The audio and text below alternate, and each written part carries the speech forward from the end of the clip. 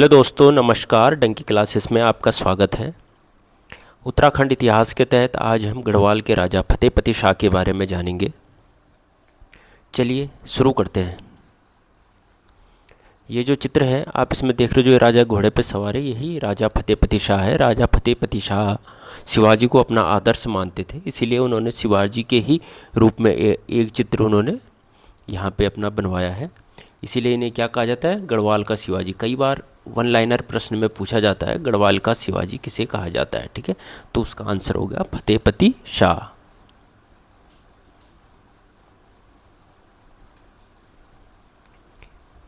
जो राजा फतेहपति शाह थे ये 50वें क्रम के थे, क्रम के शासक। इस चीज़ को भी आपको ध्यान में रखना है। तो हम सबसे पहले देखेंगे कि जो राजा फतेहपति शाह के बारे में हमें जो जानकारी का स्रोत है वो क्या है। तो इसमें हम सबसे पहले कंसीडर करते हैं साहित्यिक स्रोतों को। तो देखते हैं कौन कौन से साहित्यिक स्रोत हैं जिनके बारे में हमें पता चलता है कि गढ़वाल में एक शासक थे फतेहपति शाह जो कि एग्जिस्ट करते हैं। उन्हीं में से प्रमुख जानकारी का स्रोत है जटाधर मिश्र द्वारा रचित फतेह शाहकरण। ये एक ज्योतिष शास्त्र या कर्मशास्त्र से रिलेटेड एक किताब है। तो इसमें कई किताबों में से फतेह शाहकर्ण भी लिखा हुआ है, लेकिन ये फतेह शाहकरण है। इन्हीं के द्वारा रचित है फतेह शाह यशोवर्मन, जिसमें फतेह शाह के यश किस प्रकार उन्होंने किस किस क्षेत्र पर उन्होंने आक्रमण किया और कैसा विजित किया, तो उसके बारे में इसमें जटाधर मिश्र ने लिखा हुआ है। आगे जो दूसरा है देवराजकृत गढ़वाल राज्ञा वंशावली, जो जिसमें राज्य गढ़वाल के जितने शासक हैं उनके बारे में जिक्र है। तो ये इसमें भी फतेहपति शाह के बारे में हमें जानकारी मिलती है। तीसरा है सुखदेव मिश्र कृत वृत्त विचार। चौथा मतीराम कृत वृत्त कौमुदी।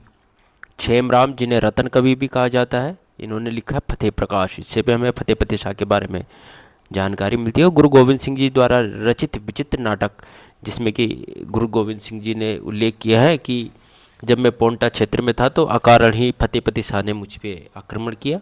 तो उससे पता चलता है कि फतेहपति शाह इस क्षेत्र के एक शासक के रूप में थे।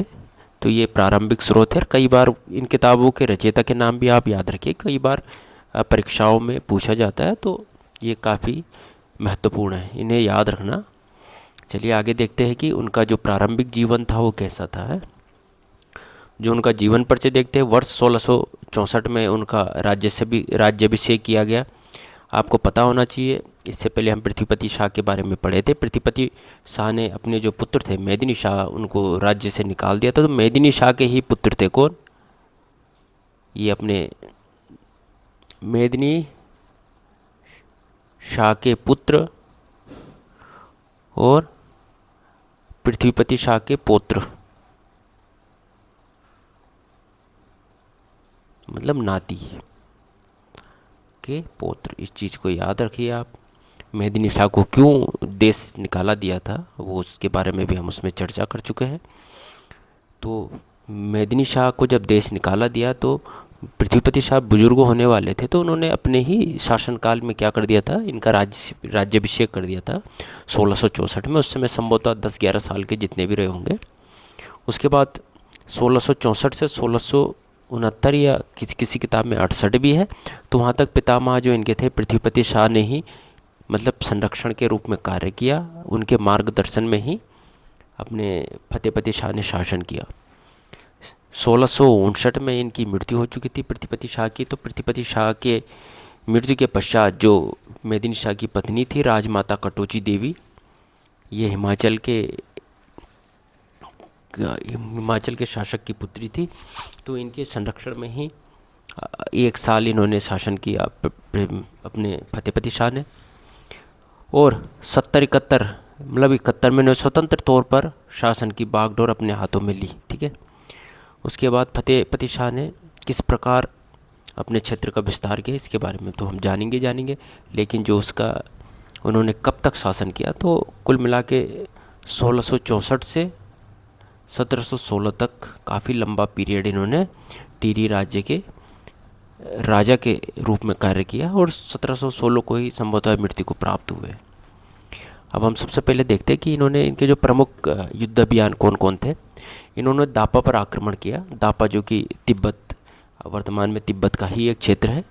यहाँ इन्होंने आक्रमण किया और यहाँ के राजा से कर वसूली का अधिकार ले लिया। मतलब वहाँ के शासक अब उल्टा इनको कर देता था, किसे, अपने गढ़वाल क्षेत्र को, ताकि गढ़वाल क्षेत्र उन पर आक्रमण ना करे तो वो राजा को कर देता था। ठीक है, नंबर 2 है, ये नंबर 1 है, ये नंबर 2। कुमाऊं क्षेत्र पर इन्होंने लगातार कई आक्रमण किए। कुमाऊं से इनका बेर, गढ़वाल वंश का बेर चलता रहा। इसमें कुमाऊं के जो किन किन कुमाऊं में इस युद्धों के दरमियान उद्योग चंद रहे, ज्ञान चंद रहे और जगत चंद, इन 3 राजाओं ने कुमाऊं क्षेत्र में अधिकार किया और इन सबको ही अपने फतेहपति शाह ने हराया है। और इन्होंने 1784 में पहला आक्रमण किया था, वर्ष 1784 में पहला आक्रमण किया, 1701 में किया, 1710 में भी किया। ठीक है, तो इन्होंने कुमाऊं पे अनेक बार आक्रमण किए और बागेश्वर तक का क्षेत्र अपने अधिकार में ले लिया था। इसकी पुष्टि कैसे हुई? अब बात तो आती है ना कि बोलने को तो जो इनके संरक्षण में रहते थे, कभी उन्होंने लिख दिया होगा कि बागेश्वर, लेकिन इसकी पुष्टि होती है जो बद्रीनाथ धाम है उसको कत्यूर घाटी का एक गांव दिया था, गढ़सार। गढ़सार एक गांव होगा बागेश्वर के क्षेत्र में, तो गांव किसे दिया गया? श्री बद्रीनाथ धाम ट्रस्ट को दान में दिया। तो उस चीज़ की पुष्टि होती है, हाँ जी भैया, कि इस क्षेत्र में तक फतेहपति शाह ने अधिकार किया।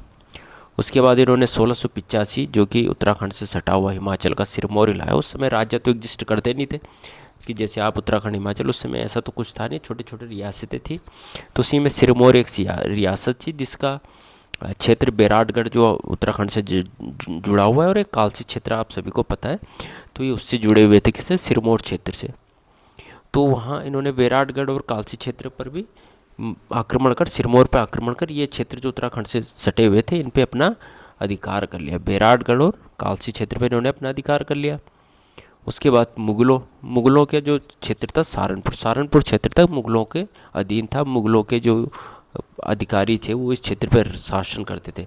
तो इस क्षेत्र पे भी अपने फतेहपति शाह ने आक्रमण किया और खूब लूट घसोट की, क्योंकि दून घाटी तक तो हमारा क्षेत्र था ही था गढ़वाल का।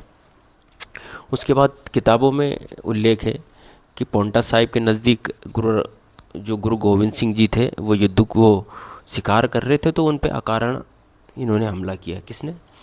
फतेहपति शाह ने। विचित्र नाटक में गुरु गोविंद सिंह ने ऐसा लिखा। और फतेहपति शाह के जो उनका वर्जन है, उसने कहा कि जो सिरमौर के शासक थे उनके साथ मिलके गुरु गोविंद सिंह गढ़वाल क्षेत्र पर आक्रमण करना चाह रहे थे। उन्होंने, जो सिरमौर के शासक थे, उन्होंने गुरु गोविंद सिंह से मदद ली और चाहा कि गढ़वाल पे हम आक्रमण करें। लेकिन गुरु गोविंद सिंह से पहले ही जाके जो अपने फतेहपति शाह ने थे वहाँ पे भेंट की पांवटा साहिब के नज़दीक, और उसको टाल दिया, जो होने वाला आक्रमण था उसे टाल दिया। ऐसा भी किसी किताब में उल्लेख है, किसी में ऐसा कि गुरु गोविंद सिंह के साथ इनकी छोटी मोटी झड़प हुई भांगड़ी में, जो कि पांवटा साहिब के नज़दीक है। तो ये तो इनके प्रमुख अभियान थे।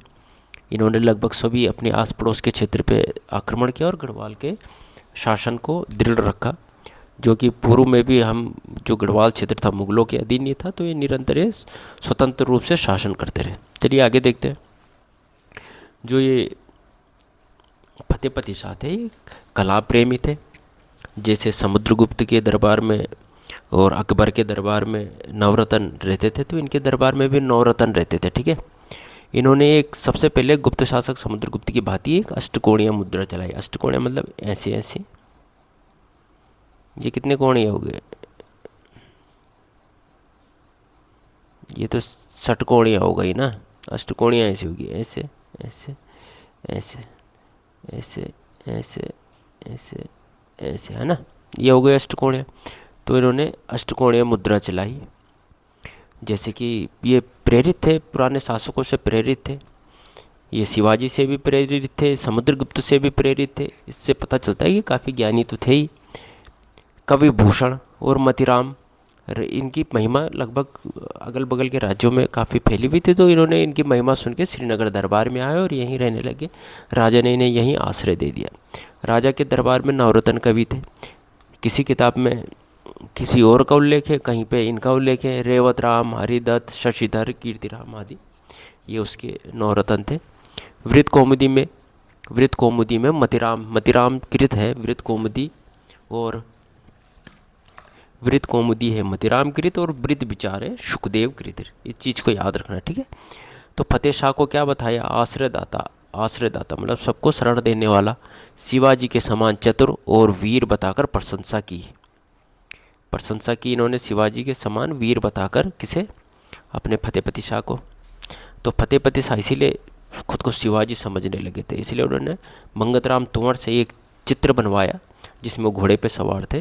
तो यही मंगतराम तंवर राज्य दरबार में चित्रकार थे, इन्होंने ही उनका चित्र बनाया फतेहपति शाह का शिवाजी के समान। ठीक है, आगे देखिए, ये वो सिक्का है अष्टकोणीय, जिनमें क्या लिखा है? मेदिनी शाह सूत्रो श्री फतेह शाह। आगे तो समझ में नहीं आना ना, तो यही है अष्टकोणीय मुद्रा। किसकी है? फतेह शाह। फतेह शाह कहो चाहे फतेहपति शाह को, दोनों एक ही है। ठीक है,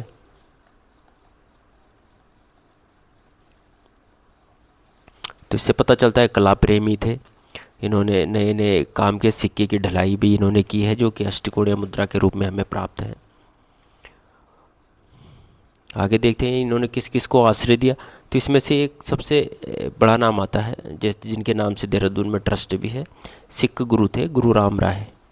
गुरु राम राय जो 7वें गुरु